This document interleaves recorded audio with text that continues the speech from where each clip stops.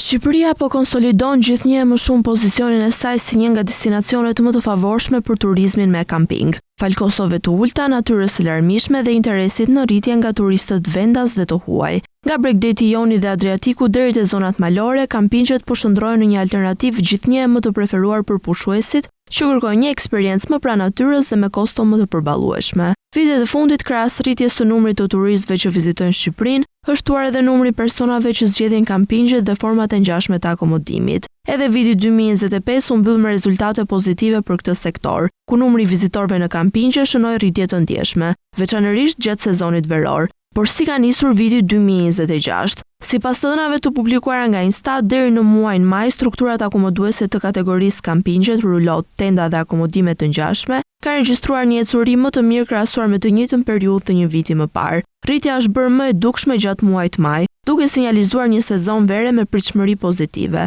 Statistikat tregojnë se gjatë muajit maj numri i vizitorëve rezident arriti në rreth 267 persona nga 123 që ishte në të njëjtën muaj të vitit 2025, duke shënuar më shumë se dyfishin. Ndërkohë vizitorët jo rezident u rritën lehtë, duke arritur në afro 4900 persona, krahasuar me rreth 4800 që ishin një vit më parë. Edhe pse rritja e turistëve të huaj është më e moderuar, numri mbetet i lartë dhe krijon pritshmëri që fluksit është të ndjeshëm gjatë muajve të verës, kur kampingjet arrin zakonisht kapacitetet më të larta të shfrytëzimit.